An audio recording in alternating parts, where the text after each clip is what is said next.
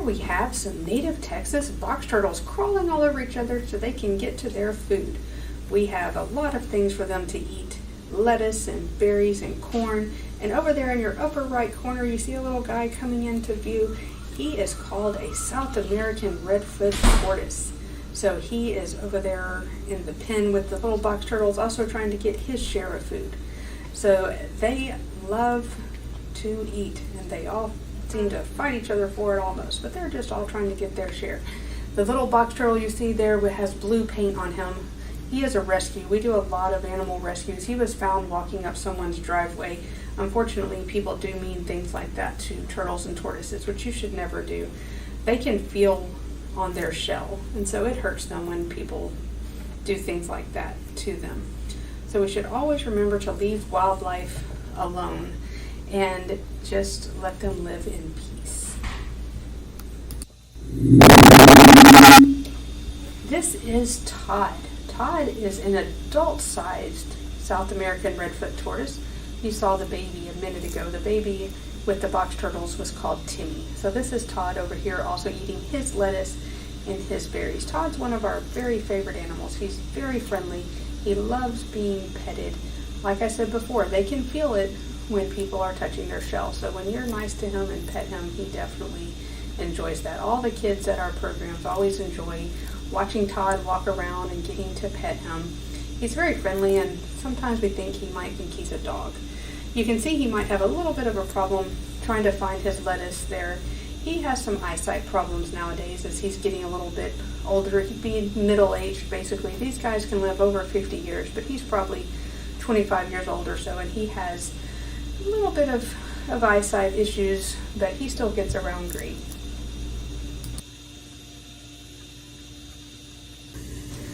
And finally, we have Toby here, another one of our very favorite animals. We don't get to take him out nowadays because he's so big. This is an African sulcata tortoise. He's a spur tortoise, and his name is Toby. And Toby's probably over 100 pounds, so he's very large. You might not can tell from this video here. But he is eating corn shucks. The corn that you saw the turtles and tortoises eating before, these are the shucks from that corn. So he loves to eat that kind of thing. He'll also eat watermelon. He loves the whole watermelon. We cut it up in pieces and he eats the rind and all. And he'll eat the same way with pumpkin. And then he'll eat things like heavier types of lettuce like your kale and your greens and things like that he really enjoys eating. He also walks around the yard and eats grass. He'll also eat hay that we get for him in the wintertime. He's a great guy, and we love him a lot too. And now we're moving to a whole other part of the world. We are going to Australia. This is an Australian blue-tongued skink. You may see his little blue tongue stick out as he goes for those super worms there. That's one of his favorite foods. He'll also eat crickets. He's an omnivore, so he'll eat some various lettuces and things too. You'll see, as you see the side of his head there, you'll see some little holes on the side of his head. Those are his ears. And Skinky there, that's his name, his skin almost feels like a snake. It's very smooth and dry, and he's fairly slow moving, so he doesn't get around really fast, as you can see there. So he will just kind of crawl around and go after those worms, which are really what he loves more than any other food that we feed him. There you see his little blue tongue there. Say bye, Skinky.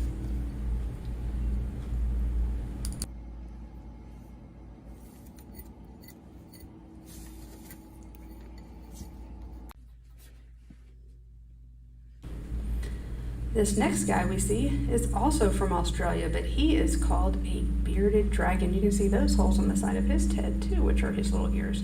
He sticks his tongue out like that and just grabs those worms. He's a little bit faster than Skinky over there. So you can also see he has little spiky things along the side of his head and along the side of his body.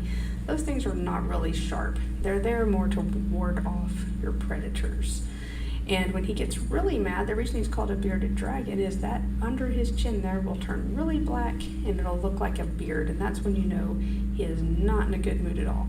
But he does love his worms, and he will get very excited about eating them when they go into his cage. You can see how he uses his eyes there to see them out of the side of his head and will just go after them.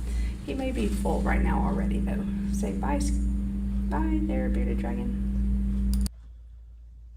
We are now going to feed a venomous snake.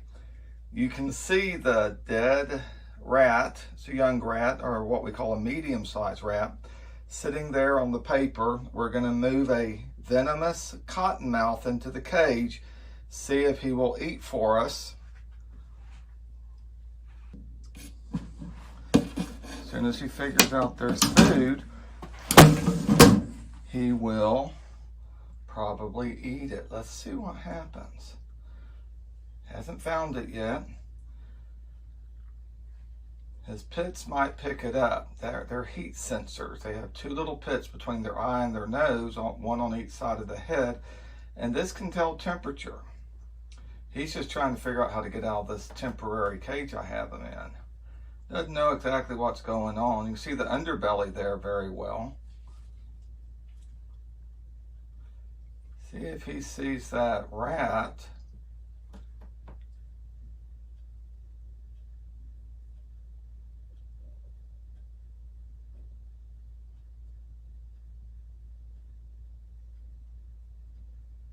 Gonna see, oh, well, no, he's still trying to figure out how to get out.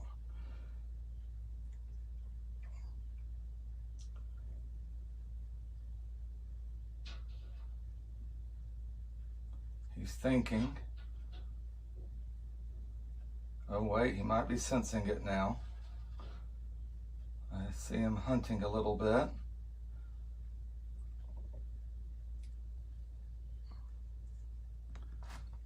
There you go. Cottonmouths rarely hesitate. Let's see what this guy does. He knows he bit it, so he's now trying to find it. We'll see if he finds it. Oh, looky there. Oh, look at that. You don't get to see that very often.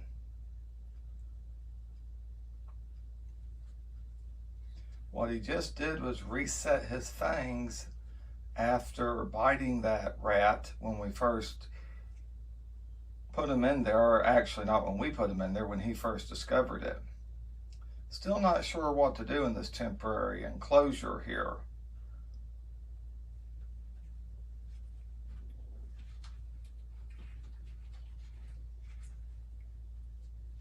Many times this is how they'll hunt in the wild. They'll bite their prey. The prey will run a little bit, and then they'll have to find it.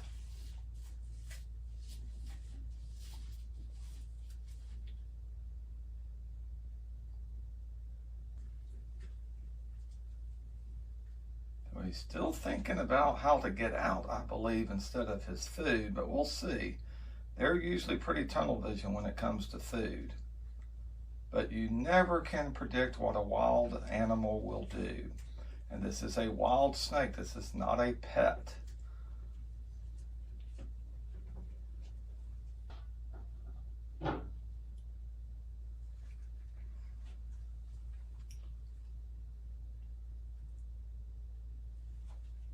He is just being curious.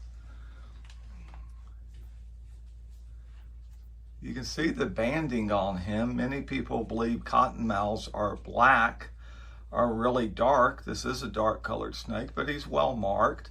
This is an adult. This is a good sized cottonmouth, about 3 feet.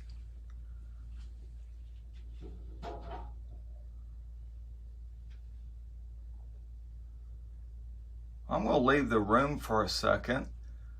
Just leave the camera on here and see if that helps him eat. Sometimes leaving the room helps.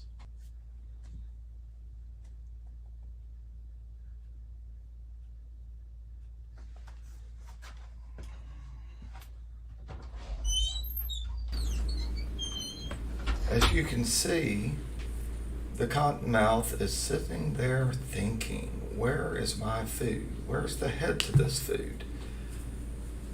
So he's going to kind of go around the body till he finds the head.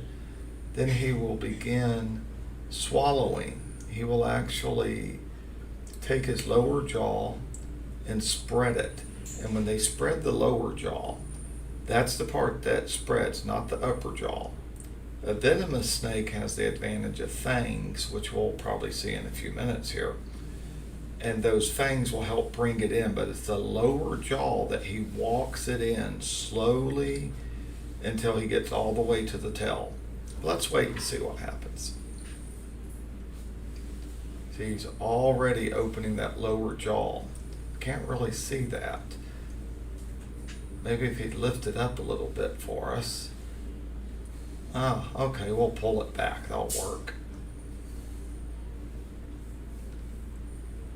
So he's trying to figure out, how am I going to swallow this rat? So he's got the head of the rat in his mouth. He's trying to get past the shoulders of the rat. That's the hard part.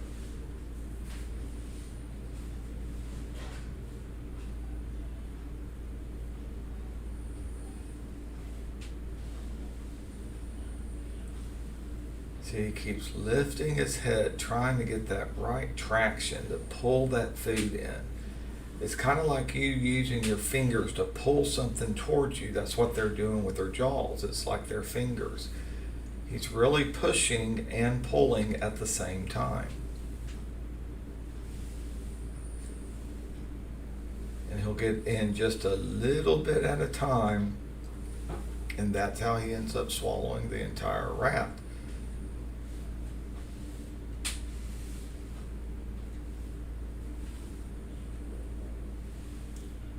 We watch closely here, we might can see his fangs looking like little fish hooks, hooking the rat, pulling it in so he can swallow it. It's the benefit of a snake with fangs.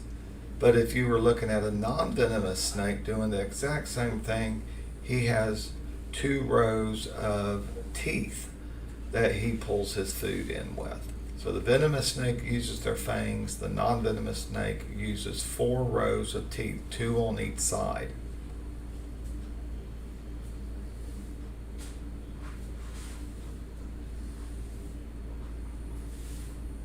There we go, you can see that fang just then.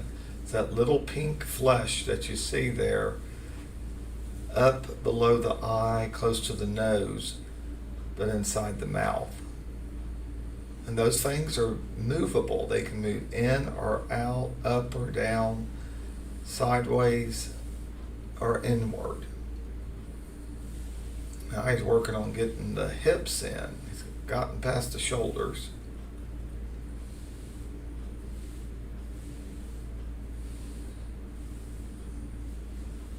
And a lot of times when they just pause like that, they're just resting. This takes a lot of work for a snake to swallow their food. Now he's going to really be able to pull it in faster now that he's got those hips started. So we're getting towards the end of him swallowing this meal. We'll see how far it goes down, or we can see the lump in his body here in a second. There he goes. Look at him bring that down using that lower jaw, because that's the part that stretches. Yum, yum, yum.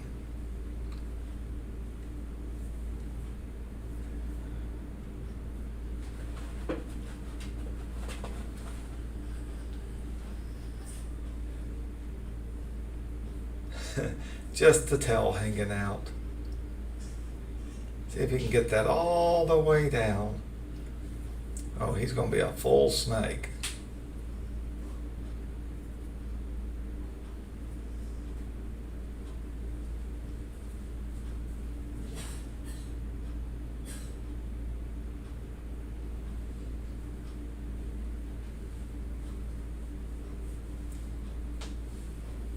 See how he's turning his neck a little bit to push that down. He's using the muscles of his body to get that food down into his stomach so he can begin the digestive process. For a snake, it generally takes about 12 hours for the digestive process to start. And that's why you'll see a lump in their body, because the food's not breaking down immediately. You can see that lump right there at that second curve.